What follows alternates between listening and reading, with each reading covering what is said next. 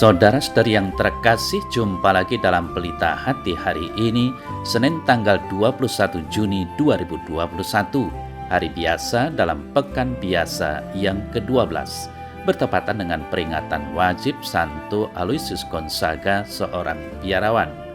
Bersama saya Romo Thomas Suratno SC dari Paroki Cilandak, Jakarta Selatan, mendengar dan merenungkan Sabda Tuhan, yakni firman Tuhan yang tersurat dalam Injil Matius bab atau pasal 7 ayat 1 sampai dengan ayat 5.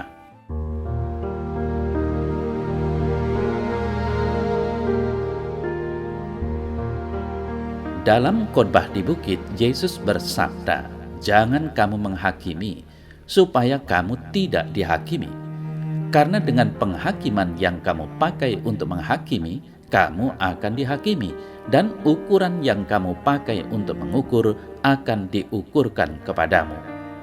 Mengapakah engkau melihat selumbar di mata saudaramu, sedangkan balok di dalam matamu tidak engkau ketahui? Bagaimanakah engkau dapat berkata kepada saudaramu, 'Biarlah aku mengeluarkan selumbar itu dari matamu,' padahal ada balok di dalam matamu? Hai orang munafik, keluarkanlah dulu balok dari matamu, maka engkau akan melihat dengan jelas untuk mengeluarkan selumbar itu dari mata saudaramu."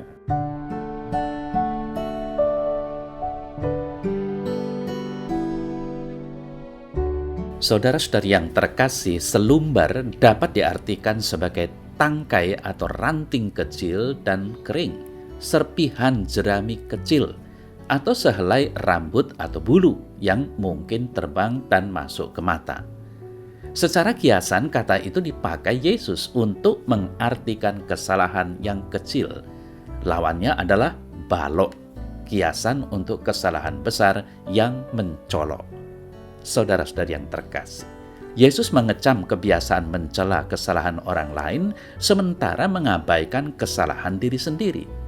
Orang percaya harus pertama-tama tunduk kepada standar kebenaran Allah sebelum berusaha untuk meneliti dan mempengaruhi perilaku orang Kristen lain. Menghakimi dengan cara yang tidak adil juga mencakup hal mengecam seorang yang berbuat salah tanpa ingin melihat orang itu kembali kepada Allah dan jalannya.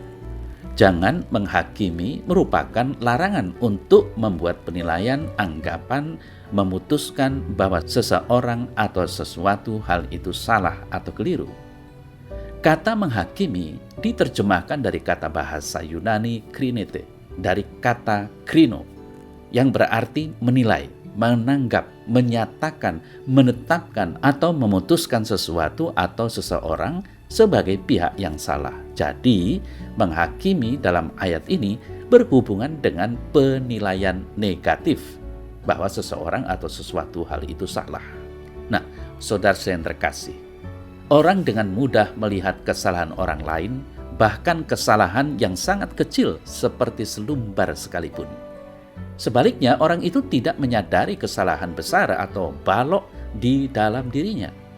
Orang yang menghakimi adalah orang yang sikap dan tindakan hidupnya benar, sehingga ia dapat menghakimi dengan adil. Namun, kita justru menemukan kondisi yang sebaliknya. Banyak orang menghakimi sesamanya padahal ia sendiri melakukan kesalahan yang sama. Penghakiman semacam ini menunjukkan kemunafikan. Melihat kekurangan atau kelemahan orang lain lebih mudah daripada introspeksi diri sendiri, dan menghakimi orang seringkali dilakukan menurut penilaian sendiri. Saudara-saudara yang terkasih, kelemahan kita sebagai manusia adalah selalu melihat kekurangan orang lain tanpa melihat diri sendiri. Kebiasaan gosip dan menggosipkan orang lain sudah menjadi hal yang wajar dan biasa. Kita tidak merasakan lagi bahwa perbuatan itu salah menurut sabda Tuhan hari ini. Yesus bersabda, "Keluarkanlah dulu balok dari matamu, maka engkau akan melihat dengan jelas untuk mengeluarkan selumbar itu dari mata saudaramu." Saudara-saudara yang terkasih, betapa susahnya membiasakan diri untuk tidak melihat hal negatif dari dalam diri sesama. Mungkin sudah menjadi naluri kemanusiaan kita bahwa kita harus mempertahankan diri dari serangan orang lain. Hidup kita harus aman dan mencari kekuatan untuk tidak dikatakan negatif oleh orang lain. Maka sering kita pongah dan lupa diri. Kita senang melihat diri sendiri aman dan melihat sesama tidak aman dengan menunjukkan kesalahannya. Saudara yang terkasih, gambaran itulah yang dikecam oleh Yesus. Apakah kita masih memiliki kebiasaan melihat orang lain sebagai lawan dan melihat kesalahan mereka? Kalau demikian, maka kita perlu mengeluarkan balok di mata kita daripada melihat selumbar kayu di mata orang lain.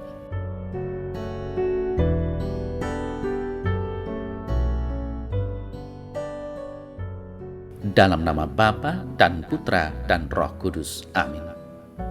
Ya Tuhan Yesus, berilah aku kesadaran bahwa pusat hidup orang Kristiani adalah dalam diri-Mu.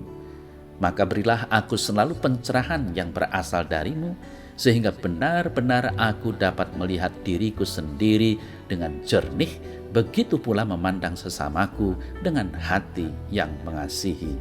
Amin. Dalam nama Bapa dan Putra dan Roh Kudus. Amin.